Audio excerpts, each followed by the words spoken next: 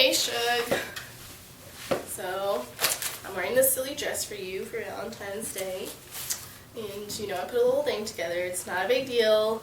I just wanted to read you some of my diary entries from junior high and high school about our relationship and just give you a little reminder of our history. I'm not starting out with the first 3 times in 8th grade because I broke up with you every time. So I'm starting out with our second kiss.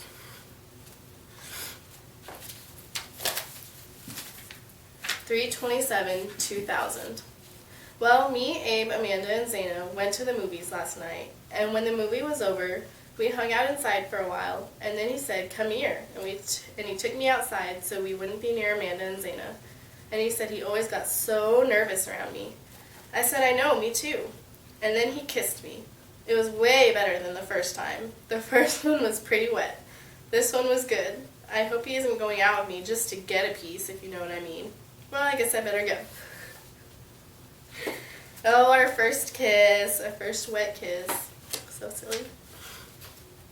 This is the first time that you told me you loved me. And it's 9/23/2001. On 9/11/2001, America was attacked. People hijacked 4 commercial airplanes. They flew 2 of them into both World Trade Centers, 1 of them into the Pentagon, and 1 crashed outside of Pennsylvania. We're still not positive of who did this to us. Many people died. Both of the trade centers collapsed. On the 19th, me and Abe were going out of science, and I said, "You were so mean," because he was making fun of me. Then he said, "You know I only do it because I love you." And then he kissed my hand. Then, on Friday, the 21st, I stayed after school with him because he had a football game, and we were standing there, and he asked me to homecoming. Woohoo! Then I said I was so happy when I was with him. Then he said, "You know what? I love you." I said I love you too. I was so happy and still am. He was my first kiss and the first guy who told me that he loved me. I remember that so clearly. My favorite day. I wanted to tell him a long time ago, but I was afraid of what his reaction might be. But he said it first. That's what makes it even more great. I've never been this happy in my whole life, but it seems like it is coming at a bad time because of the World Trade Centers. It's weird. Alright, this is when you gave me Papa Gijo. I had to put this in here. It's 12/22/2001. It's almost Christmas. Well, we aren't really having a Christmas this year. The other night, Abe and I went shopping, and I saw this really cute thing I wanted. Then the next day, we got in a fight, and I didn't go home right away because I had to finish decorating the gingerbread houses. I was thinking how I really needed to make up with him. Then I came by my house to see if he had been by, and my brother said he left a note.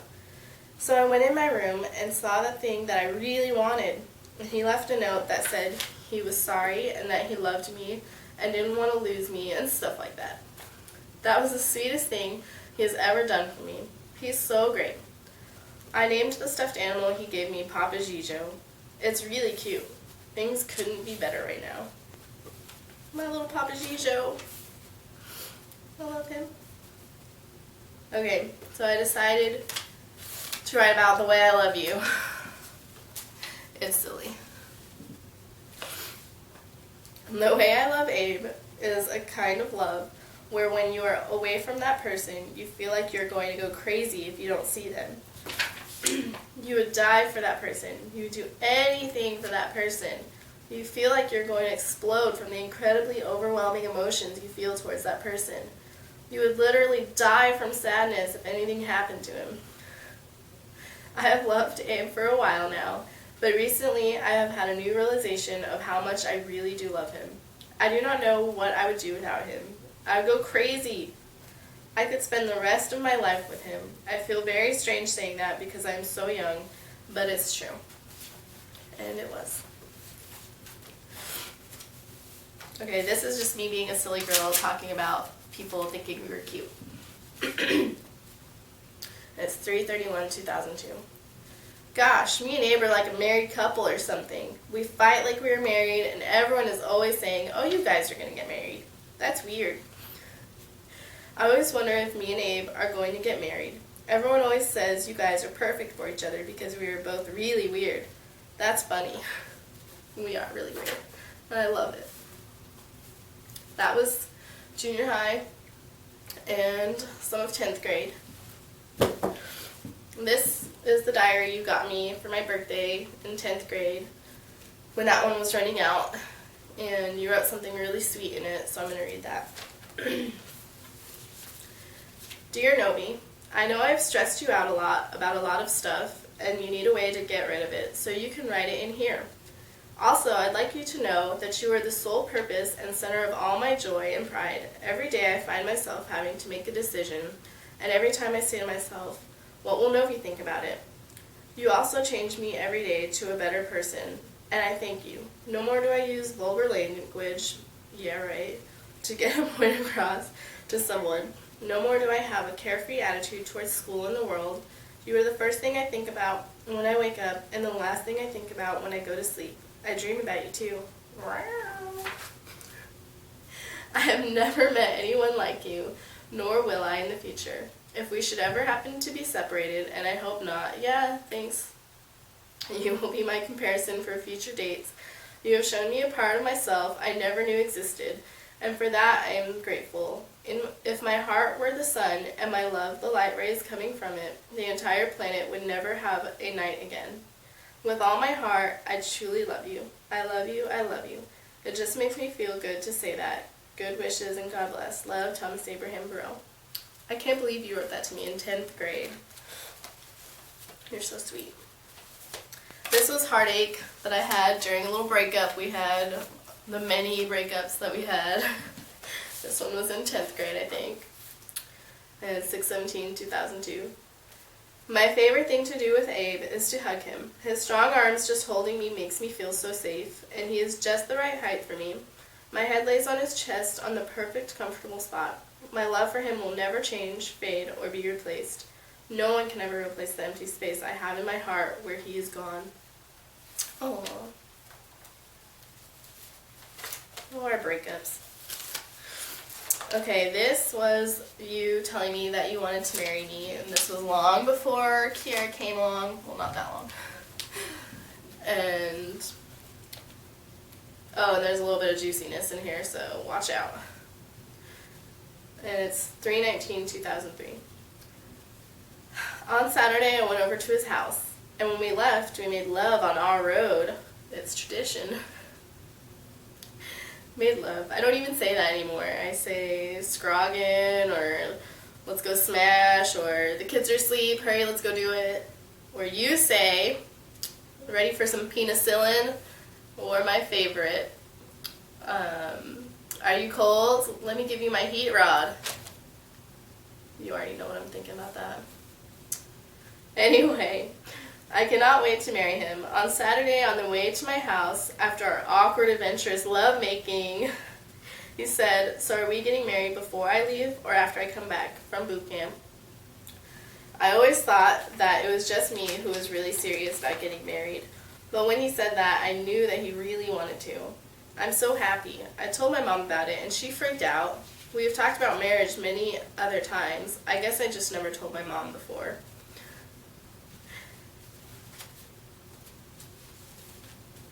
Okay, this is going to be the last one I'm going to read, and it's, we're already pregnant, you proposed to me, and I'm freaking out about you joining the military. It's 8/3/2003. Well, I'm 9 weeks and 2 days pregnant. So far my due date is March 6th, 2004. Abe proposed to me yesterday on August 2nd. He took me to the first place we kissed, which was down the little road by his house. It was very sweet. I thought I wouldn't cry since I already knew it was going to happen, but of course I did. I love him so much. It probably would have been better if we would have waited and all of this wasn't happening right now, but I would be lying if I said I wasn't happy.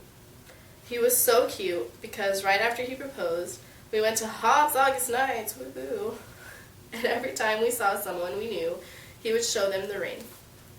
Well, Abe is in Amarillo right now doing his paperwork and physical for the Marines.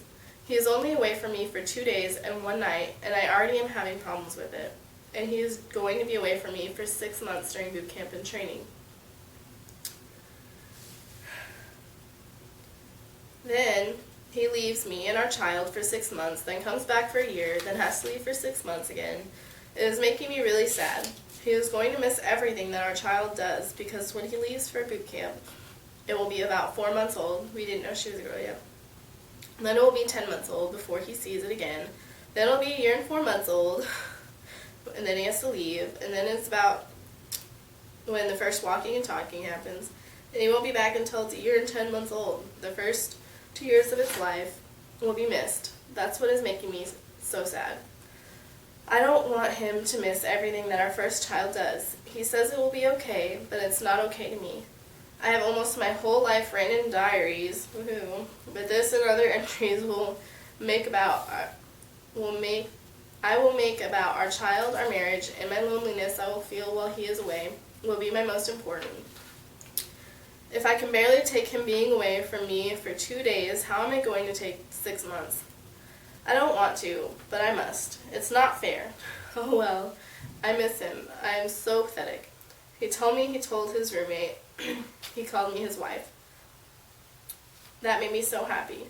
I used to bring a doll to the grocery store and put it in a basket and talk to it and push it around like I was really a mother. To think I soon will be is hard for me to imagine. I can't wait, but at the same time, 7 months seems like the rest of my life, and it will soon be over. But a new one will begin, and it won't be easy, but it will be mine and Abe's and our child's, and we will handle it together.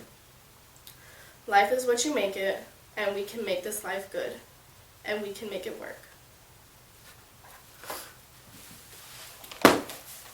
I've always believed in us.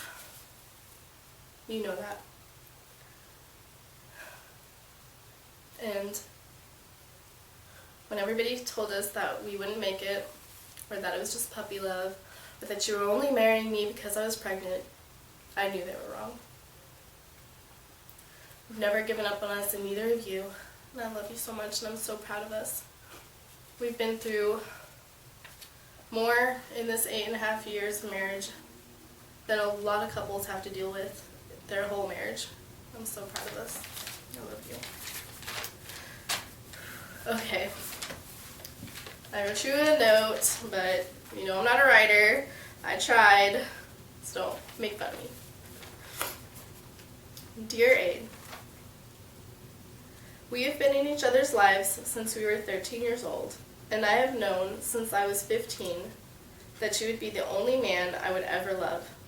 Not a lot of people are lucky enough to meet their forever love. Not only were we lucky enough, we were more lucky to have met so young. Every year we've had together, we've grown stronger as individuals and as a couple. I am proud to say I helped you become the man that you are today, but I'm even more proud to say I'm the woman I am today because of you. I believe with all of my heart that you were made for me and I for you. No one else would be able to put up with our shenanigans. Yeah, that's true.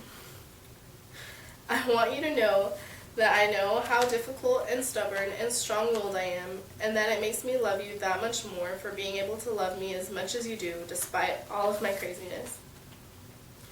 Thank you for loving me unconditionally. Thank you for making me smile, even when you know I want to slash you. Thank you for making me feel beautiful every day. Thank you for never leaving the toilet seat up. Thank you for giving me 2 of the most beautiful children this world will ever see. Thank you for being the best daddy this world will see. Thank you for doing the dishes on occasion without me having to ask. Thank you for seeing me before the contacts and braces and boobs. Thank you for forgiveness that I haven't always deserved. Thank you for doing, that one thing. Thank you for loving what a dork I am.